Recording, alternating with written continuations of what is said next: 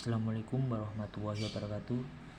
Perkenalkan, nama saya Muhammad Zainul Nasi dengan NIM 18040461110. Nah, di sini saya akan presentasikan guna memenuhi tugas pada mata kuliah psikiatri. Nah, di sini saya akan membahas terkait tema schizofrenia. Yang pertama yaitu terkait pengertian schizofrenia.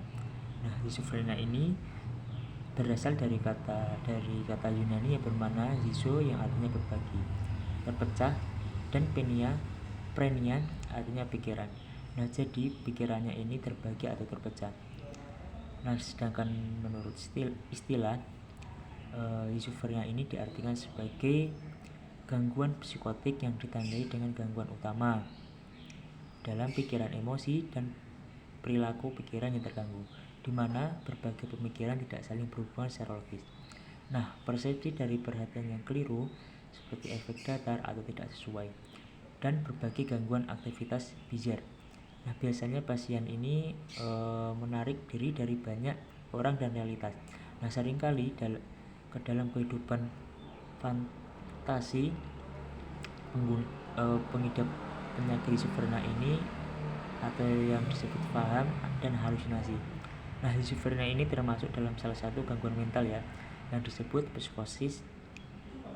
Sedangkan pasien psikotik tidak dapat mengenali atau tidak memiliki kontak dengan realitas. Nah, schizofrenia sendiri dapat didefinisikan sebagai suatu sindrom dengan variasi penyebab dan perjalanan penyakit yang luas serta jumlah akibat yang tergantung pada pengaruh genetik, fisik, dan sosial budaya. Selanjutnya kategori schizofrenia. Nah, di sini 3 tipe gangguan schizofrenia tercantum dalam DSM-4-IR pertama kali dikemukakan oleh Kraepelin bertahun-tahun lalu. Yang pertama yaitu schizofrenia diorganisasi. Nah, bentuk kategori ini hyperphrenic schizophrenia yang dikemukakan oleh Kraepelin disebut schizophrenia disorganisasi dalam DSM-4-TR. Nah, cara bicara mereka ini kadang mengalami disorganisasi dan sulit dipahami dan oleh didengar. Nah, biasanya pasien dapat berbicara secara tidak runtut atau menggabungkan kata-kata baru. Nah, kadang penderita ini itu seringkali disertai dengan konyolan atau tawa. Ia dapat memiliki efek datar atau terus-menerus atau mengalami perubahan emosi yang dapat meledak. Kadang itu penderita ini itu kadang menjadi tangis atau tawa yang tidak dapat dipahami. Nah, selanjutnya yaitu schizophrenia katatonik. Nah, di sini ciri utamanya ini pada schizophrenia tipe ini adalah gangguan pada psikomotor yang dapat meliputi ketidakbergerakan motorik, immobility, aktivitas motorik yang berlebihan, negativisme yang ekstrim, mutisme, sama sekali tidak mau berbicara atau berkomunikasi. Nah, gerakan-gerakan yang tidak terkendali seperti echolia atau mengulang ucapan orang lain atau echopraksia yaitu mengikuti tingkah laku orang lain. Motorik immobility ini juga dapat dimunculkan berupa katalepsi atau waxy flexibility. Nah, tubuh menjadi sangat fleksibel untuk digerakkan atau diposisikan dengan berbagai cara. Yang ketiga yaitu schizophrenia paranoid. Di sini disebutkan bahwa ciri utama schizophrenia tipe ini adalah adanya waham yang mencolok atau halusinasi auditori. Nah, wahamnya ini biasanya adalah waham kejar atau waham kebesaran atau keduanya. Tetapi waham dengan tema ini misalnya waham kecemburuan, keagamaan, atau somatisasi mungkin juga muncul. Waham ini mungkin lebih dari satu tetapi tersusun dengan rapi di sekitar tema utama. Karena halusinasi juga biasanya berkaitan dengan tema wahamnya. Yang keempat yaitu schizophrenia tipe undifferentiated atau sejenis schizofrenia di mana gejala-gejala yang muncul sulit untuk digolongkan pada tipe schizofrenia tertentu. Yang terakhir yaitu schizofrenia residual diagnosis. Nah, pada tipe ini biasanya diberikan bila mana pernah ada paling tidak satu kali orang ini mengalami schizofrenia, tetapi gambaran klinis saat ini tanpa simptom positif yang menonjol, tidak ada terdapat bukti bahwa gangguan masih ada, sebagaimana ditandai dengan adanya negatif simptom atau simptom positif yang lebih halus. Selanjutnya yaitu simptom klinis schizofrenia. Nah, simptom-simptom yang dialami oleh pasien schizofrenia ini mencakup gangguan dalam beberapa hal penting. Perkirakan persepsi perhatian seperti perilaku motorik, afek atau emosi, dan keberfungsian hidup. Nah, bagi para ahli diagnostik, DSM menentukan beberapa banyak masalah yang harus ada dan seberapa tinggi kadarnya untuk menjustifikasi atau menegakkan diagnosis bahwa orang ini itu mengalami schizofrenia. Nah, durasi gangguan juga penting dalam menegakkan diagnosis. Seperti simptom-simptom utama schizofrenia dalam 3 kategori: positif, negatif, dan disorganisasi. Saya juga menyajikan beberapa simptom yang tidak cukup sesuai untuk digolongkan ke dalam 3 kategori tersebut. Yang pertama yaitu simptom positif. Nah, simptom positif ini mencakup hal-hal yang berlebihan dan distorsi seperti halusinasi dan waham. Nah, simptom-simptom ini sebagaimana terbesarnya menjadi ciri suatu akut schizofrenia. Yang pertama yaitu delusi atau waham. Nah, waham delusi ini yaitu keyakinan yang berlawanan dengan kenyataan. Nah, semacam itu merupakan simptom-simptom positif yang umum pada schizofrenia. Nah, waham ini memiliki bentuk lain, yang diantaranya ada beberapa jenis delusi, yaitu yang pertama grandeur atau waham kebesaran. Nah, pasien ini akan yakin bahwa mereka ini adalah seseorang yang sangat luar biasa. Nah, misalnya seorang artis terkenal atau seorang nabi atau merasa diri sebagai Tuhan gitu. Yang kedua, guilt atau waham merasa bersalah. Nah, kadang ini pasien ini akan merasa bahwa mereka telah melakukan dosa yang sangat besar. Yang ketiga, ill health atau waham penyakit. Nah, pasien kadang juga yakin bahwa dirinya itu mengalami penyakit yang sangat serius, padahal kenyataannya tidak.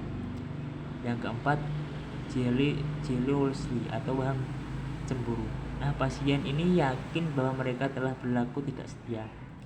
Yang kelima, ada waham pasif. Nah, pasien yakin bahwa mereka dikendalikan atau dimanipulasi oleh berbagai kekuatan dari luar, misal oleh suatu pancaran sinar radio, makhluk Mars, dan lain-lain. Yang keenam, ada waham kejar. Nah, pasien ini juga akan merasa dikejar-kejar oleh pihak-pihak tertentu yang ingin mencelakainya dan lain-lain. Yang ketujuh, ada waham kemiskinan. Nah, ini pasien ini akan mengalami merasa takut. Nah, mereka ini mengalami kebangkrutan seperti di mana pada kenyataannya tidak demikian gitu. Yang kedelapan, ada waham rujukan. Nah, pasien ini merasa dibicarakan oleh orang lain secara luas. Nah, misalnya menjadi pembicara masyarakat atau disiarkan di televisi, padahal kenyataannya tidak gitu. Yang ke B, ada halusinasi. Nah, di sini persepsi sensorik yang salah di mana tidak terdapat stimulus sensorik yang berkaitan dengannya. Nah, halusinasi dapat terwujud atau penginderaan kelima indera yang keliru, tetapi yang paling sering adalah halusinasi dengan auditori dan halusinasi penglihatan visual.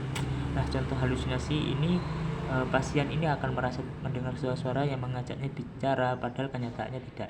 Terus ada orang yang mengajaknya bicara, atau pasien merasa melihat sesuatu yang pada kenyataannya juga tidak ada gitu. Yang kedua, ada simptom negatif. Nah, simptom-simptom negatif di schizofrenia ini mencakup berbagai defisit behavioral seperti avolition, alogia, anhedonia, affect data, dan asosialitas. Nah, simptom-simptom ini cenderung bertahan melampaui satu episode akut dan memiliki efek parah terhadap kehidupan para pasien schizofrenia. Nah, simptom-simptom ini juga penting secara prognostik. Banyaknya simptom-simptom negatif yang merupakan prediktor kuat terhadap kualitas hidup yang rendah, seperti ketidakmampuan kerja, hanya memiliki sedikit teman 2 tahun setelah dirawat dari rumah sakit. Nah, ketika mengukur simptom-simptom negatif ini sangat penting untuk memilih mana yang merupakan simptom schizofrenia yang sesungguhnya dan simptom-simptom yang disebabkan oleh beberapa faktor lain. Yang pertama yaitu avolition, yaitu apati atau avolition, merupakan kondisi di mana kurangnya energi dan ketidakmampuan atau minat, ketidakmampuan untuk tekun untuk melakukan apa yang biasanya merupakan aktivitas rutin.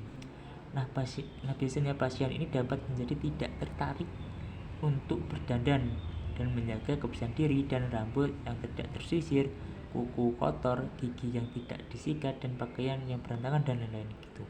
Yang kedua ada alogia. Nah, alogia ini merupakan suatu gangguan pikiran negatif. Nah, alogia juga dapat terwujud dalam beberapa bentuk.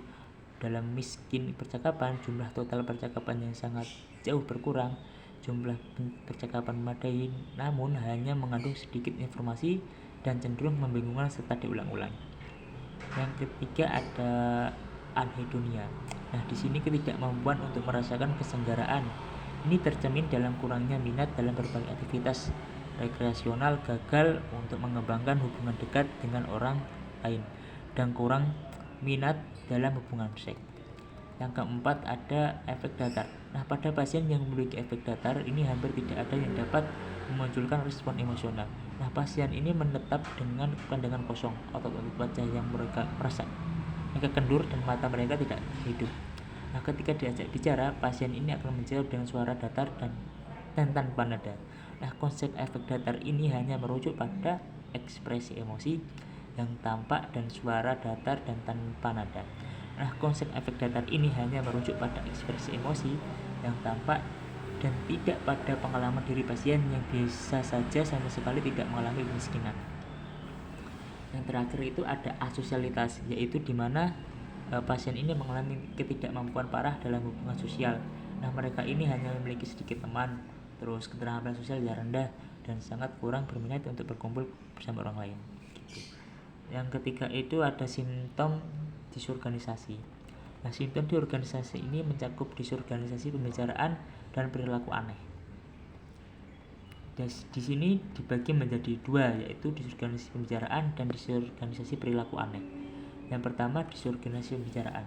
Yang ini juga dikenal sebagai gangguan berpikir formal yang merujuk pada masalah dalam mengorganisasi berbagai pemikiran dalam berbicara sehingga pendengar dapat memahaminya. Bicara juga dapat terganggu karena suatu hal yang disebut asosiasi longgar atau keluar jalur, yang merupakan suatu aspek gangguan pemikiran di mana pasien ini mengalami kesulitan untuk tetap berada pada satu topik dan terhanyut dalam serangkaian asosiasi yang dimana dimunculkan oleh suatu pemikiran dari masa lalu gitu. Nah, asosiasi mental ini juga tidak diatur oleh logika tetapi oleh aturan-aturan tertentu yang hanya dimiliki oleh pasien. Yang kedua tadi ada perilaku aneh. Nah, di sini pasien ini akan mengalami perilaku aneh atau terwujud dalam banyak bentuk. Nah, pasien juga dapat meledak dalam kemarahannya atau konfrontasi singkat yang tidak dimengerti. Kadang pasien ini memakai pakaian yang tidak biasa. Nah, bertingkah laku seperti anak-anak juga atau dengan gaya yang konyol dan lain-lain. Pasien ini juga mereka akan tampak kehilangan kemampuan untuk mengatur perilaku mereka dan menyesuaikannya dengan berbagai standar masyarakat. Nah, mereka juga ini akan mengalami kesulitan seperti melakukan tugas sehari-hari dalam kehidupannya gitu. Yang terakhir yaitu ada simptom lain. Nah, dua simptom penting dalam kelompok ini adalah katatonia. Nah, katatonia ini beberapa abnormalitas di mana motorik menjadi ciri katatonia. Nah, para pasien ini juga dapat melakukan suatu gerakan berulang kali menggunakan urutan yang aneh, kadang kompleks antara gerakan jari, tangan, dan lengan yang seringkali tampaknya memiliki tujuan tertentu. Nah, beberapa pasien ini juga akan menunjukkan peningkatan yang tidak biasa pada keseluruhan kadar aktivitas termasuk sangat ringan, menggerakkan anggota badan secara liar, dan pengeluaran energi yang sangat besar. Nah, di ujung lain spektrum ini adalah imobilitas katatonik. Nah, karena pasien ini menunjukkan berbagai postur yang tidak biasa dan tetap dalam waktu yang lama. Nah, pasien katatonik ini juga memiliki fleksibilitas lilin. Orang lain juga dapat menggerakkan anggota badan seorang pasien dalam posisi aneh dalam waktu yang lama. Yang kedua ada afek yang tidak sesuai. Nah, afek ini dimaksud adalah afek yang tidak sesuai merupakan respon emosional yang berada di luar konteks, misalnya tertawa ketika mendengar berita duka dan lain-lain gitu. Yang terakhir yaitu terapi schizofrenia. Nah, terapi schizofrenia ini bermacam-macam. Ada terapi, tapi di sini saya akan menyebutkan dua saja. Yang pertama itu penanganan biologis.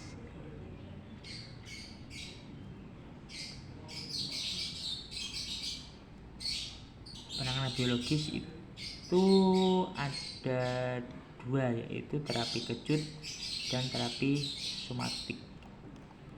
Terapi kejut ini juga akan menimbulkan koma dengan memberikan insulin dalam proses tinggi yang dibenarkan oleh Sekel yang mengklaim bahwa para pasien schizofrenia yang ditanganinya menunjukkan perbaikan signifikan sebagai temuan, dan kemudian oleh para peneliti lain kurang mendukung hal tersebut, dan tetapi koma insulin yang berisiko serius terhadap kesehatan, termasuk koma yang tidak dapat disadarkan dan kematian secara bertahap ditinggalkan.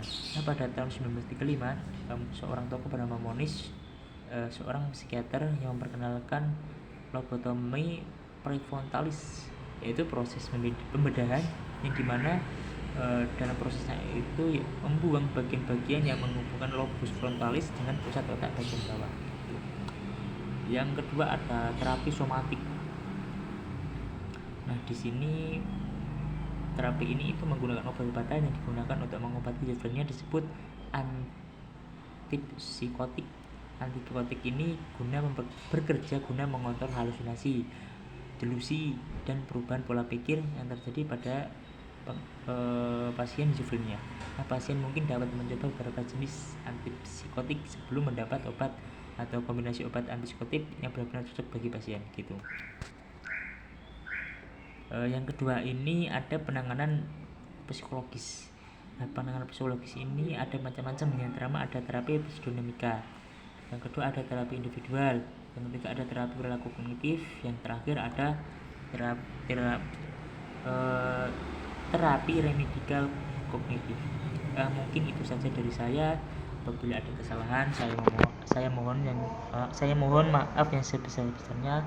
Demikian dari saya. Wassalamualaikum warahmatullahi wabarakatuh.